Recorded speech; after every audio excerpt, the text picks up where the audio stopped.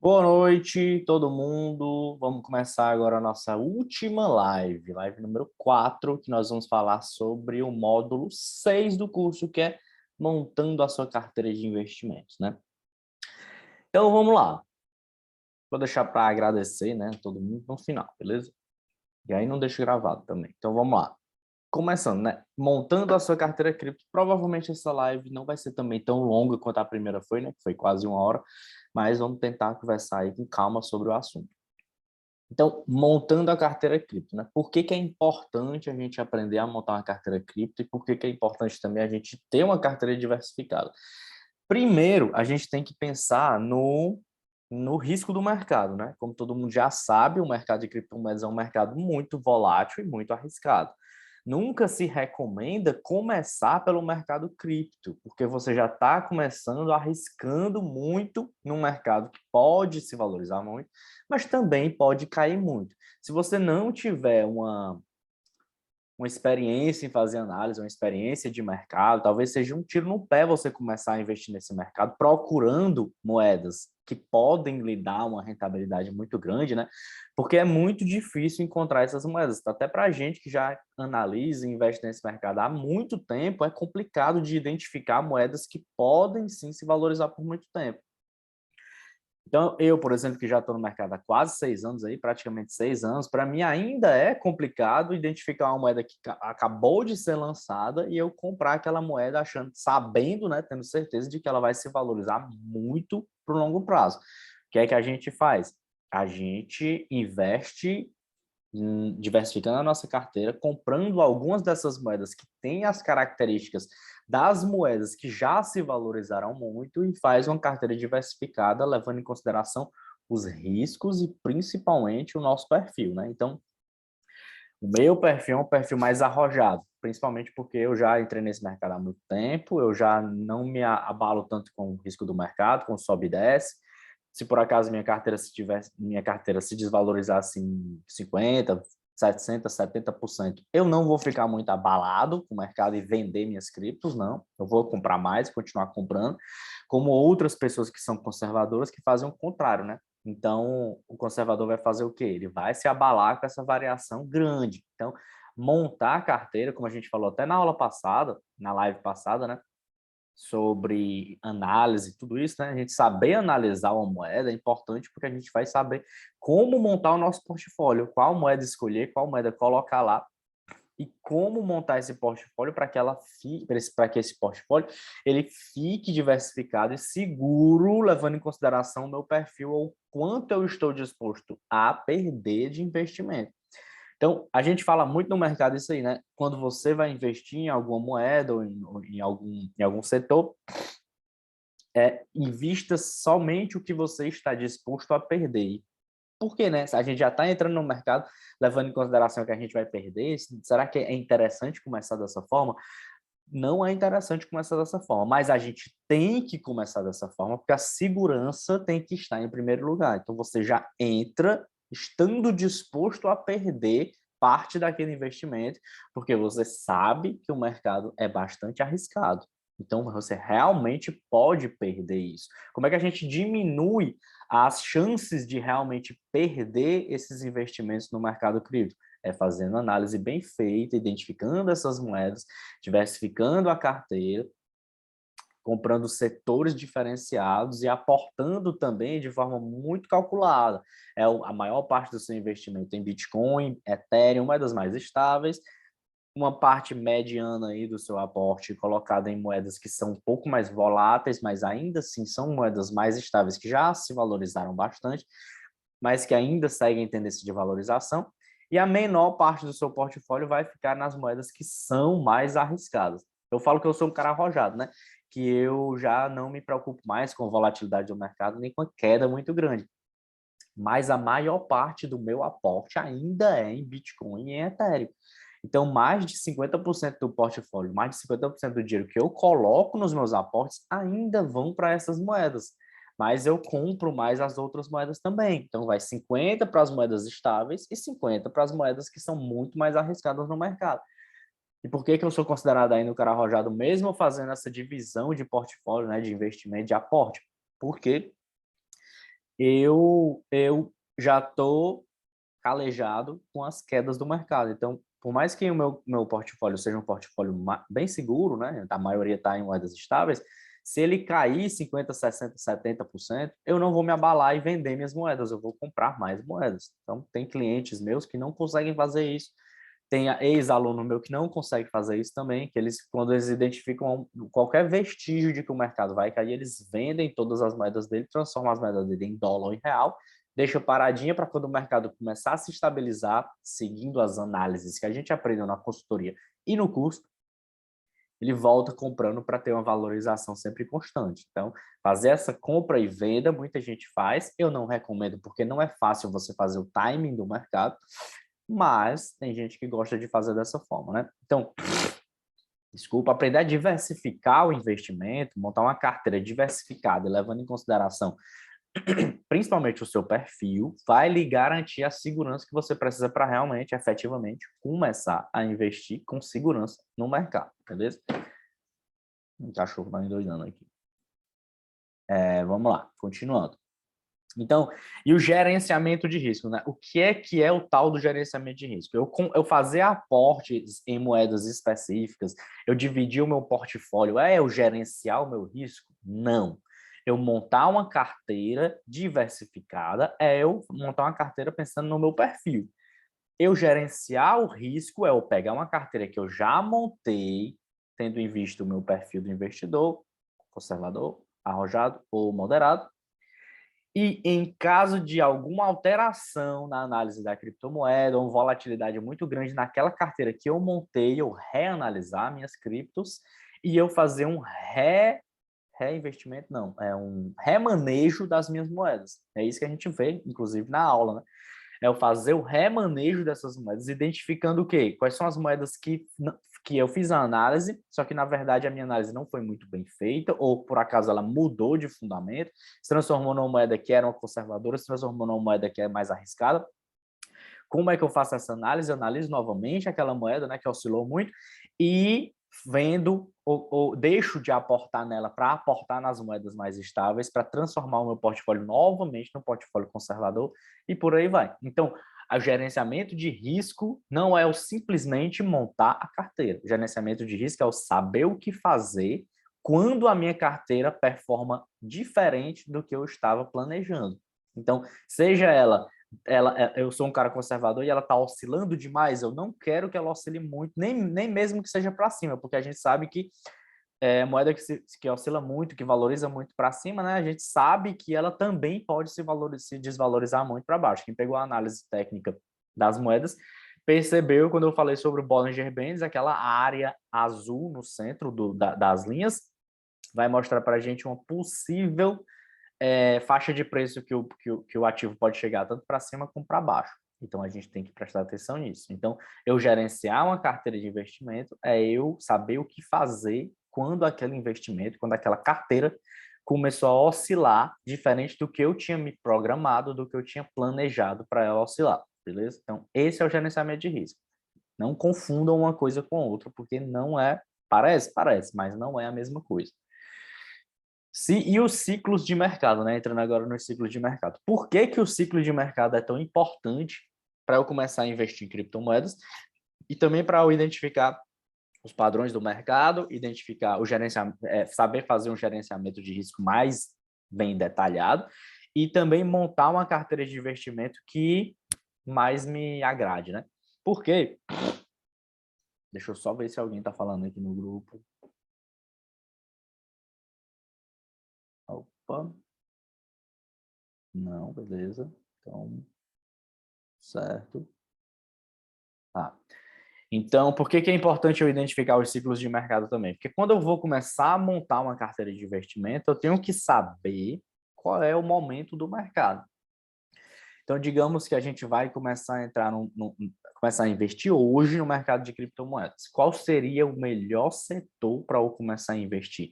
Aí a gente tem que saber um pouquinho mais de economia, identificar essas notícias que saem no mercado, acompanhar algumas páginas de notícias do mercado cripto, para que a gente possa tentar identificar qual setor vai ser o setor mais favorecido do mercado. Deixa eu dar um exemplo claro para vocês. Quando eu comecei a investir, só existiam moedas que tentavam substituir a moeda fiduciária. A gente não tinha a Ethereum, por exemplo, a moeda que serve como plataforma de lançamento. Não existia essas moedas. Cardano, não existia nenhuma dessas moedas. O que é que a gente fazia quando a gente começava a investir? A gente simplesmente aportava em Bitcoin e arriscava em outras moedas que serviam para a mesma para a mesma finalidade do Bitcoin, ser usada como meio de troca. Por que elas eram mais utilizadas do que o Bitcoin? Porque o Bitcoin é o preço muito alto, a volatilidade do ativo também impossibilita eu fazer cálculos com a moeda para tentar comprar coisas que são muito baratas. Então, eu consigo calcular o preço de um Bitcoin facilmente para calcular o preço de um iPhone. Mas para eu calcular o mesmo preço de um copo, vai ser muito mais complicado de eu fazer, porque o copo é muito mais barato. Então, serão centavos de centavos de centavos de centavos de Bitcoin para eu poder comprar um copo e não será uma fração muito menor para eu fazer uma compra de um smartphone, né?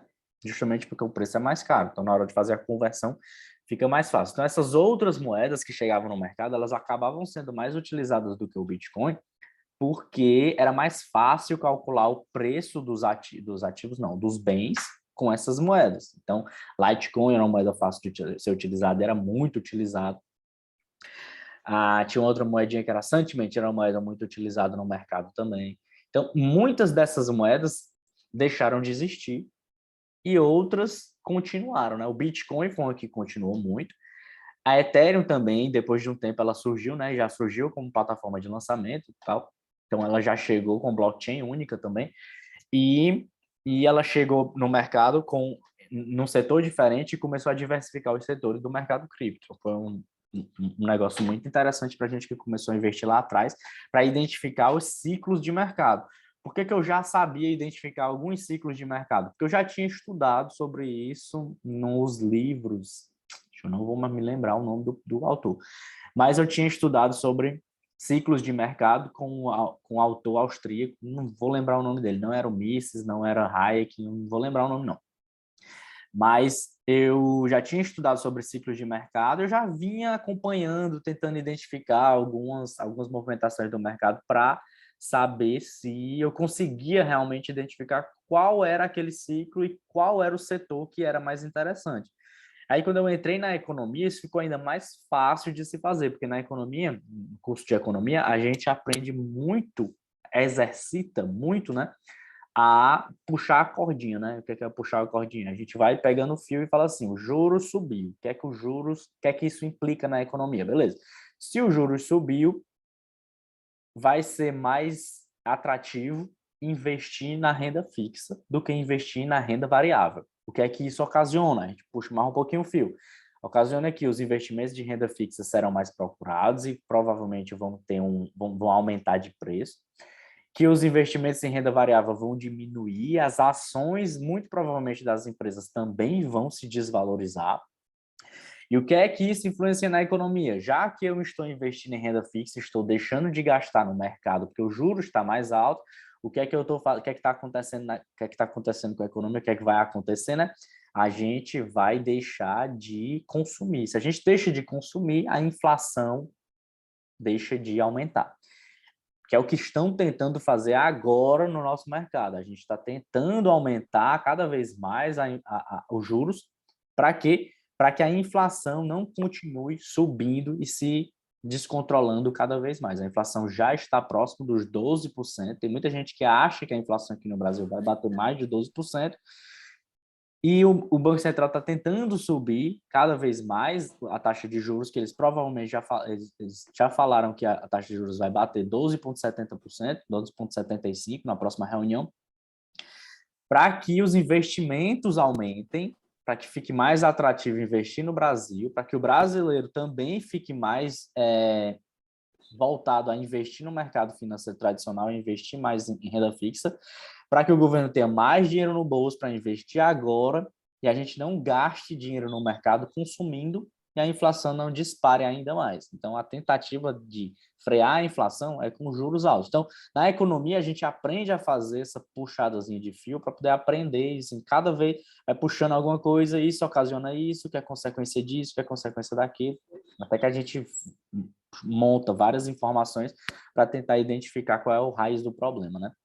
Então, isso me ajudou a identificar quais são os ciclos de mercado, que é o que a gente está falando agora, os ciclos de mercado no mercado cripto. Então, alguns meses atrás, lá para julho de 2021, julho, junho de 2021, o ciclo de mercado das criptos era o ciclo de moedas ligadas a jogos digitais.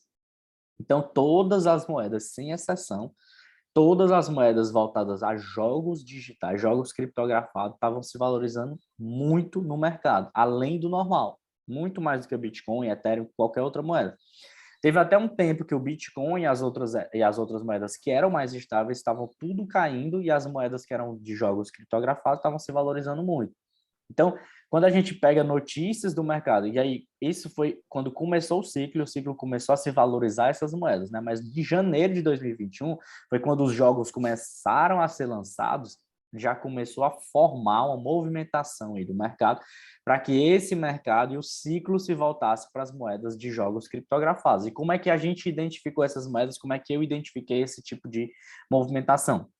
Mas por experiência de mercado mesmo. Já tem muito tempo que eu estou investindo e eu já sei, quando começa a sair muito notícia do mercado sobre um determinado jogo, sobre uma determinada moeda, muito provavelmente o investidor tradicional, o investidor pessoa física, vai atrás dessa moeda para poder investir também. Então, por que ainda se valorizou mais? Porque o jogo, você investe na moeda, a moeda é interessante para se valorizar no longo prazo. Você ainda consegue jogar o jogo e ganhar dinheiro por estar jogando.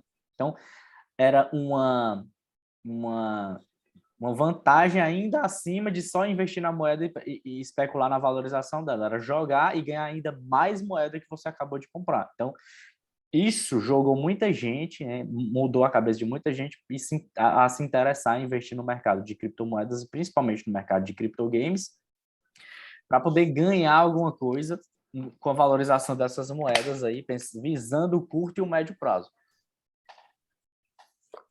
que era justamente o que essas moedas, qual é a característica dessas moedas, né? Curto e médio prazo e não longo prazo. Pelo menos não por enquanto, porque quando a gente analisa mercado e a gente estuda essas moedas e ações também, a gente sempre tem que levar em consideração que as moedas e as ações, eles têm que passar pela prova do tempo. O que é a prova do tempo? Tem que ter tempo de mercado, ela tem que ter passado por crises, ela tem que ter passado pelo sobe e desce do mercado, ela tem que ter passado por alguma crise política, por eleição. A gente vê que em anos de eleição, o dólar se valoriza muito, o real se desvaloriza, o mercado fica doido, a Bovespa cai, as criptomoedas se desvalorizam. Por quê? Porque incertezas, né?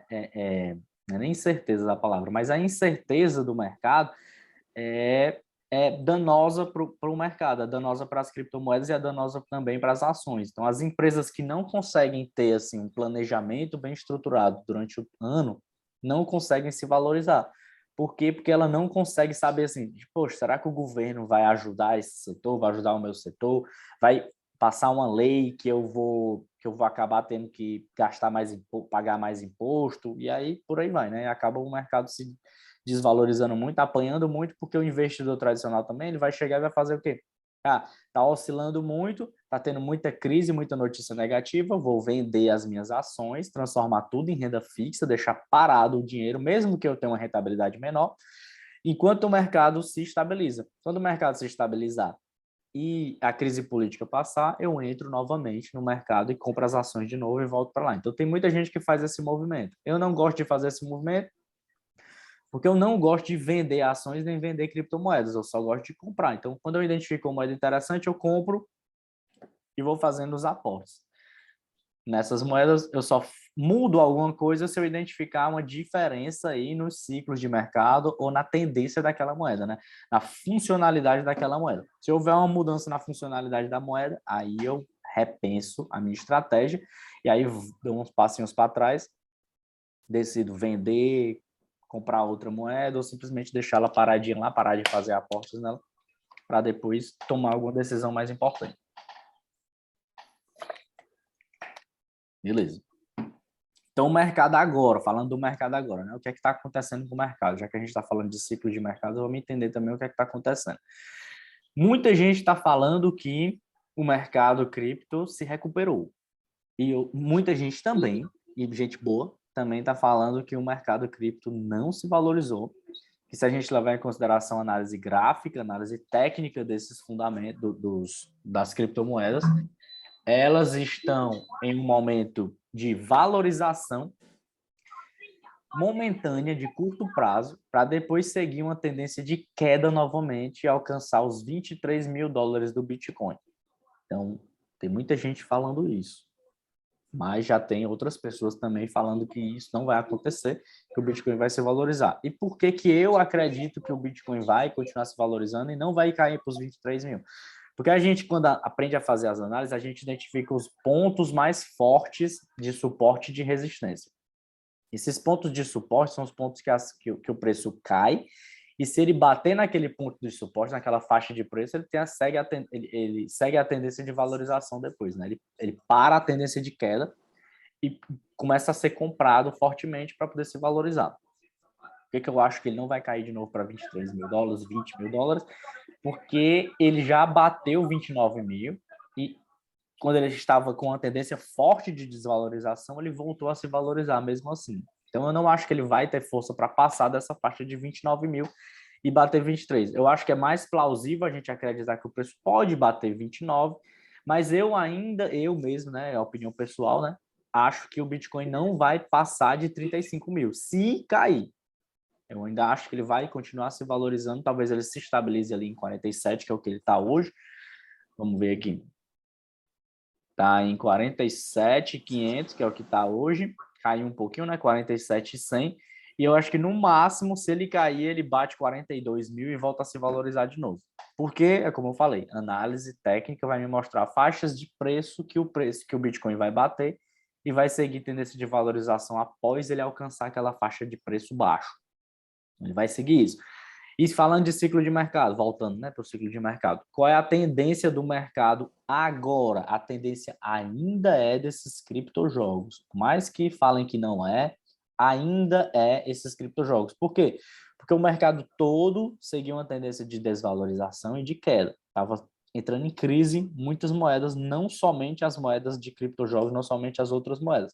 O mercado já vinha se desvalorizando com as moedas tradicionais, e o único setor que estava se valorizando eram as moedas de criptogames. Então, essas moedas estavam subindo, mas a gente já sabia que essas moedas iam seguir a tendência do Bitcoin, porque é o que geralmente acontece.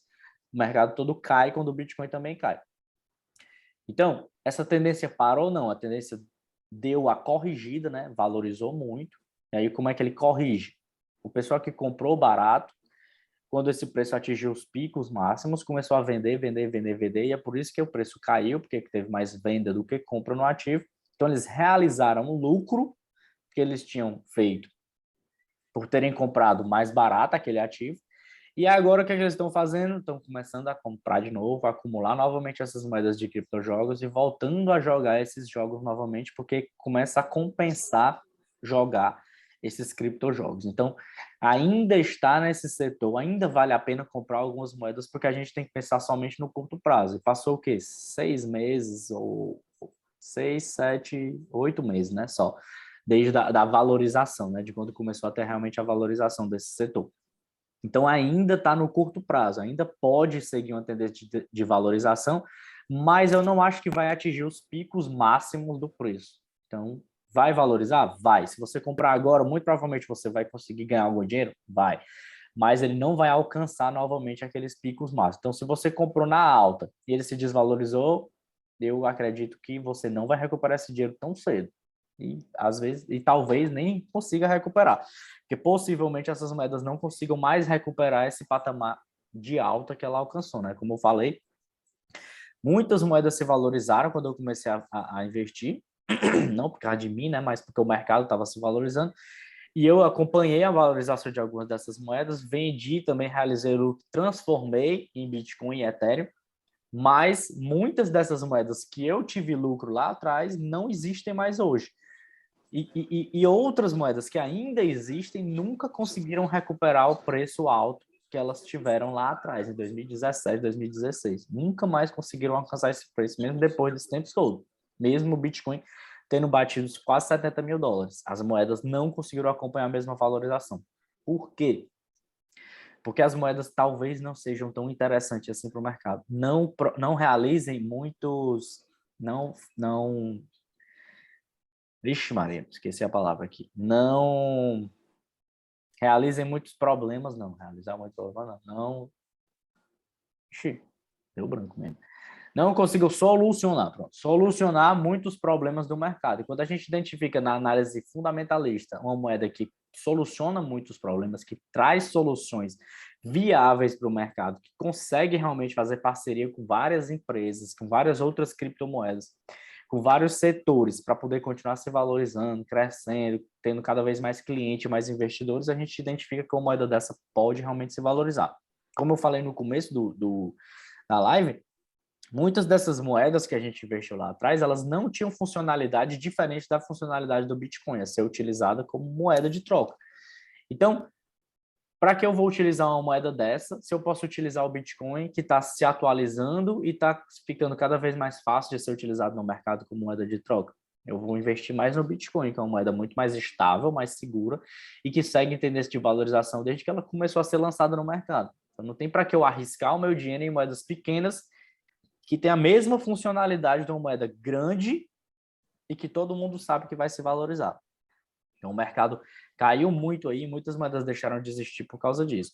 A gente identifica os ciclos de mercado justamente para saber como montar a carteira, para saber identificar o que eu vou fazer naquele momento, né? E em que eu vou investir também naquele setor. Por exemplo, antes de 2021, né? Em 2020, o setor que estava crescendo muito era o setor de NFTs. Ainda está se valorizando muito, né? Mas por que eu digo NFTs? Porque a gente vai ter que pensar em outra coisa, não somente NFT, a gente vai ter que pensar em plataforma de lançamento de criptoativos e aplicativos descentralizados. Nessas plataformas é onde ficam as NFTs, nas blockchains dessas plataformas. A Ethereum é a maior plataforma que tem de lançamento do mercado, é a segunda maior moeda do mercado. Ela foi uma moeda que se valorizou muito, mesmo o mercado estando todo desvalorização, caindo muito, porque ela foi sustentada pela utilização dessas NFTs e dos criptojogos, que eram todos hospedados na plataforma da Ethereum. Então, quando o mercado estava todo caindo, você saber identificar os setores, o ciclo de mercado, também saber fazer a diversificação da carteira, né? Porque que é importante. Quando todo o mercado estava caindo, a Ethereum conseguiu se valorizar porque ela tinha muita demanda de utilização da moeda dela, da token Ether, do mercado que utilizava os criptojogos para poder ganhar dinheiro. Então, quando os criptojogos têm as moedas próprias, tem as moedas próprias. Mas para você começar a comprar essa moeda e começar a entrar nesse mercado, você tem que primeiro comprar a moeda da plataforma. Então, dessa forma, né, aumenta a demanda pela moeda, por mais que o mercado esteja ruim, aumenta a demanda pelaquela moeda. Então, as empresas, as moedas ligadas a esse setor de lançamento de criptoativos e aplicativos, se valorizou mesmo o mercado estando caindo. Não foi só a Ethereum valorizou muito, mas a Solana se valorizou quase 10.000%, a Cardano também se valorizou mais de 1.000%. Então, a gente teve várias moedas, a Polkadot foi outra moeda que se valorizou muito. Então, esses setores de lançamento, a Avalanche foi outro também, a Avalanche foi muito grande a valorização dela. Esse setor acabou sendo beneficiado pelo aumento da demanda das suas moedas por parte dos criptojogos e dos NFTs. Então, até a gente tem que aprender a identificar. Será que valeria a pena só eu ter comprado um setor específico? Talvez, se você tivesse acertado o setor interessante, né? Só que, como eu falei, não é fácil acertar o setor, um setor. Se você diversificar o seu investimento, você tem muito mais chances de acertar o setor que vai se valorizar. Mas se diversificar demais, isso vai minimizar também as chances de você acertar um setor bom e ganhar uma valorização muito grande. Então, teve colegas meus que investiram no mercado e eles diversificavam demais. Então, ele pegava e comprava todos os setores que ele conseguia comprar e tinha um pouquinho em cada setor, achando que uma valorização muito grande ia fazer ele ficar rico. Beleza. Só que o cara investia tipo R$ 50, que era o mínimo que investia quando eu comecei a investir, né? Hoje já é 80, 120, 300. Então, ele começou a investir R$ 50 em várias moedinhas desse setor aí, e quando uma das moedas que ele teve deslanchou realmente, valorizou muito, ele teve uma valorização assustadora, mas os R$ 50 se transformaram somente em R$ 700. Então, já pensou se ele tivesse diminuído esse portfólio, não tivesse comprado 20 moedas, 30 moedas, e tivesse comprado 5 moedas dessas mais interessantes, ele teria feito um aporte muito mais interessante nessa moeda e a valorização teria sido muito maior no portfólio dele, né? Maior não, porque a valorização teria sido a mesma coisa, mas o ganho dele, o lucro, teria sido infinitamente maior se ele tivesse colocado R$ 100, por exemplo, em vez de 50. Então, saber identificar, gerenciar o risco, ciclos de mercado, portfólio, tudo isso aí tem que ser feito junto, e por isso que esse é um módulo que eu falei sobre tudo isso nesse módulo, né? Porque para a gente aprender a investir e montar uma carteira, gerenciar os riscos da nossa carteira e pensar também nos ciclos de mercado, a gente tem que fazer tudo isso junto para poder identificar o momento que eu estou entrando agora. Então, se você está entrando agora no mercado, não sabe o que está fazendo, começou a fazer o curso, já aprendeu a fazer análise fundamentalista, análise técnica, e está ainda sem saber o que fazer, é identificar quais são os sinais que o mercado está dando para a gente, quais são os sinais que o mercado está dando para a gente agora. Recuperação de valorização do Bitcoin. Quando o Bitcoin se valoriza, as outras moedas se valorizam também. Por que quando o governo bate no Bitcoin, ele se valoriza? Porque ele é tipo massa de bolo, né? Quanto mais você bate, mais ele fica maior. Então, se o Bitcoin está levando muita pancada, ele vai se desvalorizar. Ele cai, ele fica lá embaixo um tempinho, só que depois, quando o pessoal começa a esquecer do Bitcoin, para de falar dele, para de bater, querer controlar, regular, ele volta a se valorizar.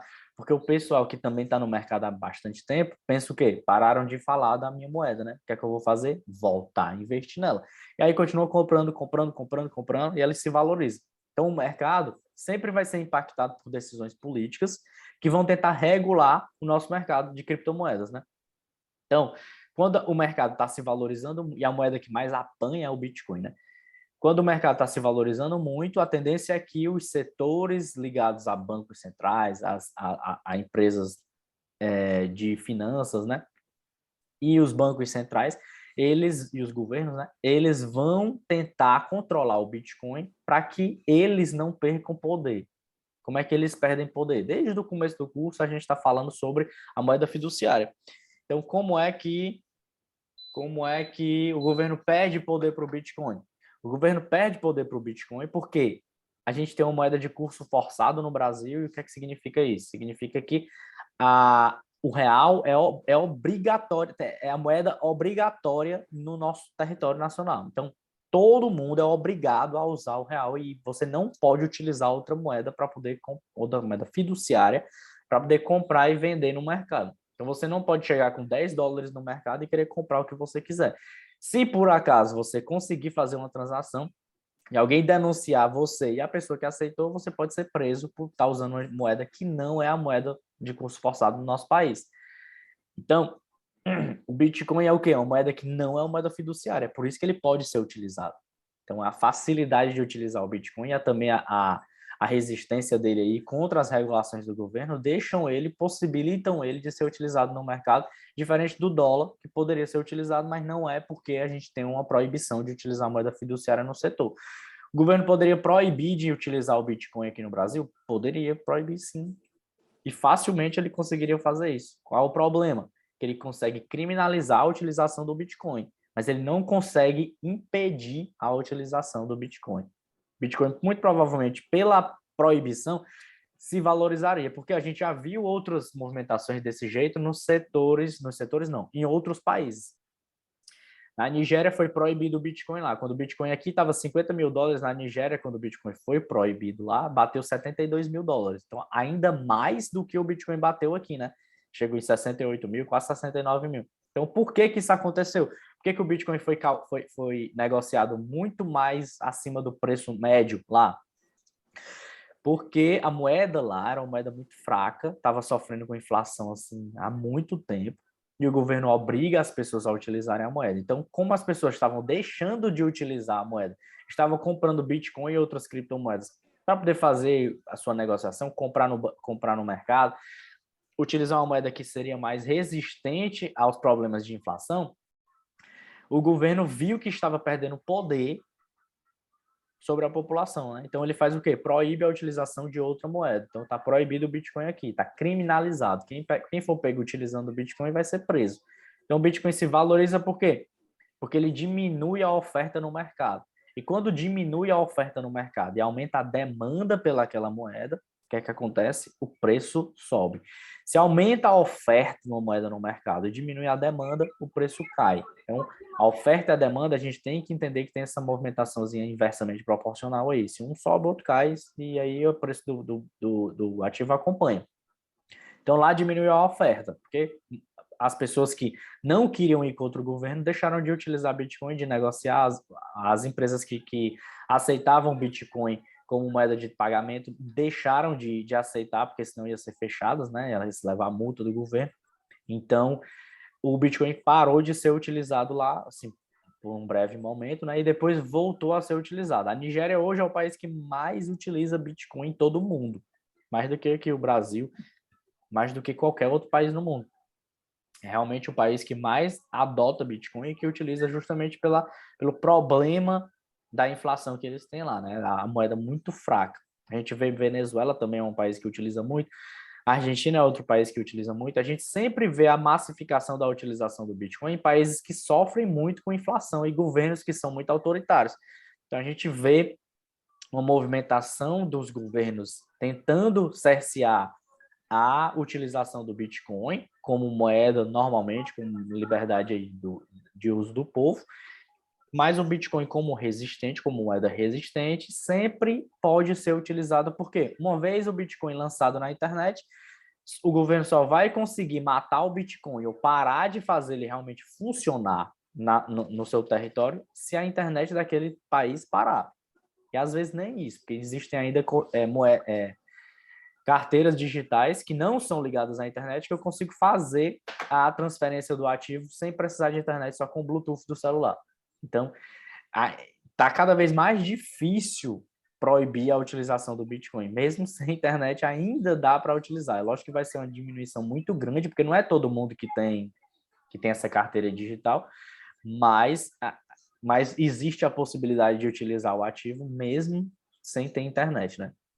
Fazendo transferências de pessoa para pessoa sem utilizar internet, mas infelizmente eu não vou conseguir fazer transferências muito grandes nem para fora do país, né? A pessoa tem que estar realmente na minha frente e tem que ter a carteira também igual para poder fazer a transferência para ela. Então, limita, mas a gente vai vendo que o mercado vai se moldando para cada vez acabar com os problemas, né? Que é o que a gente vê nas criações das novas moedas, né?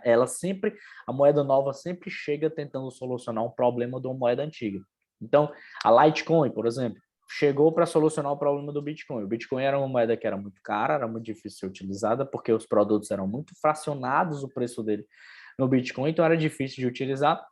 A Litecoin chegou com moeda baratinha, mais rápida a transação da Litecoin. O Bitcoin leva em média 10 minutos para fazer a validação das transações, né? A não ser que você use a Lightning Network, que é tipo o Pix, você consegue transferir instantaneamente o ativo, mas não é todo mundo que utiliza.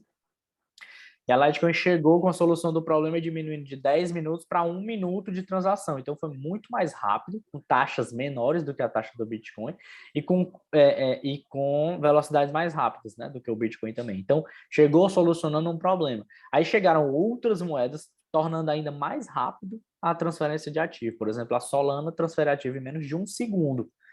E ela sempre tenta aumentar essa velocidade, né? Transformar cada vez mais rápido a transferência do ativo. Então, sempre você vai ver as moedas tentando solucionar o problema da moeda antiga. Que a gente viu também no módulo 1 falando sobre a evolução da moeda fiduciária, né? A moeda era utilizado primeiro o escambo, depois começaram a utilizar pedras, né? Conchas, assim, como moeda, só que não davam para guardar muito valor nesse tipo de produto, né? De concha, por exemplo, porque não era todo mundo que ia querer uma concha como troca para um produto. Então começaram a utilizar metais preciosos para fazer essas trocas, começaram a cunhar as moedas e depois começou crédito, cheque e aí o Bitcoin. Então, ele sempre chega tentando, a moeda sempre é criada tentando solucionar um problema da moeda anterior. E não é diferente no mercado de criptoativos. Sempre a moeda que chega tenta solucionar um problema. O que é que eu falo para todo mundo aí de graça e pago, né? se você vai investir no mercado e você está fazendo análise de alguma moeda, não invista nas moedas que não solucionam nenhum problema ou não tentou melhorar uma funcionalidade de alguma outra moeda. Por quê?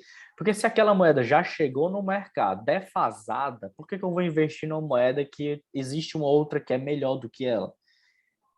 Então, não vale a pena investir em moedas que não têm funcionalidades ou chegam no mercado sem nenhuma vantagem contra outras moedas. Então, é melhor continuar nas moedinhas que a gente já conhece mesmo, nas que você já analisou e identificou que são moedas interessantes no mercado.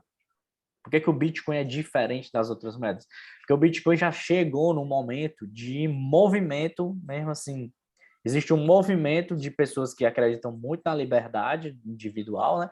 Que gostam de investir no Bitcoin pelo simbolismo do ativo. Então, existem outras moedas que são mais fáceis de utilizar do que o Bitcoin e são mais úteis do que o Bitcoin? Existem sim. Mas por que continua investindo em Bitcoin e por que o Bitcoin continua sendo a moeda mais valiosa do mercado em relação à capitalização de mercado? Justamente por essa massificação da utilização dela, porque ela já passou por 13 anos aí no mercado, já passou por muitas crises e continua se valorizando. Ela é uma moeda que ela pode ser atualizada, ela pode aumentar a velocidade de transação dela. Então, existem outras moedas que não podem fazer isso. Por mais que elas sejam hoje mais úteis do que o Bitcoin ainda tem a possibilidade de se tornar uma moeda mais útil do que essa moeda. Então, falando aqui um pouquinho de ciclo de novo, né?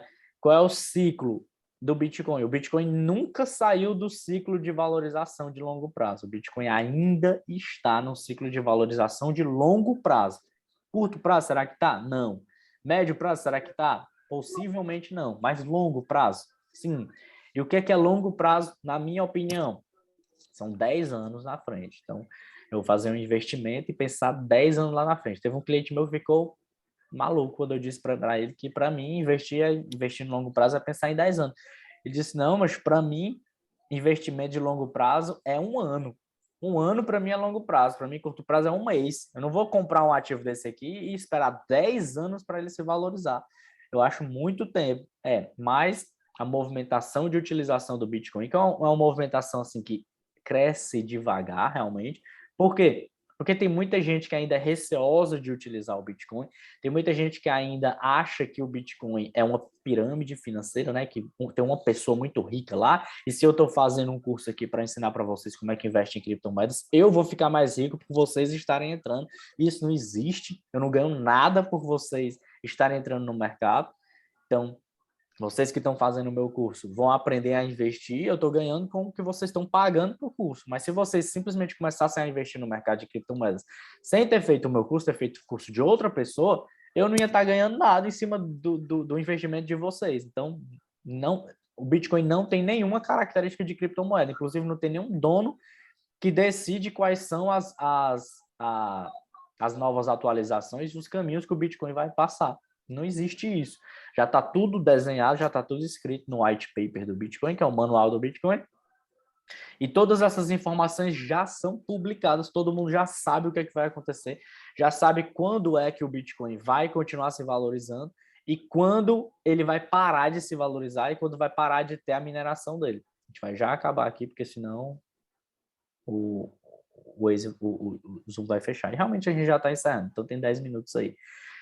Então, o ciclo de mercado do Bitcoin continua com o ciclo de mercado de valorização de longo prazo. Beleza? Não mudou nada essa tendência. Essa tendência continua. Mas todos os ativos vão sofrer no curto e no médio prazo. Isso é mais do que normal. O que é que a gente tem que aprender a fazer? Diversificar a carteira, como vocês já viram no curso. Aprender a diversificar, comprar setores diferenciados, para eu me prevenir de uma oscilação muito grande em determinados setores. Beleza? E sempre ter uma carteira diversificada também é bom, porque eu tento acertar um setor que vai se valorizar muito. Então, não diversifique muito. Sempre quando eu monto uma carteira nova para algum cliente meu, eu coloco 5 moedas e é isso. Bitcoin sempre está lá, a não ser que o cliente não queira de jeito nenhum, que já teve o caso. Então, a gente compra outra moeda e faz um investimento diferenciado. Mas 5 moedas, comece dessa forma, invista desse jeito, e a maior parte dos seus investimentos vai estar em Bitcoin na moeda mais estável do mercado, porque você tem que primeiro ter segurança para depois pensar em rentabilidade, em valorização, em arriscar no mercado, beleza? Então, vou ficando por aqui. Se alguém tiver alguma dúvida, é agora. Ou então lá, deixa lá para o grupo que a gente tira lá. E aí, antes de encerrar, né, eu queria agradecer a todo mundo que participou do curso. Essa é a nossa última live, como a gente já está sabendo, né? Então, nosso grupo não vai ser fechado, ele vai continuar funcionando.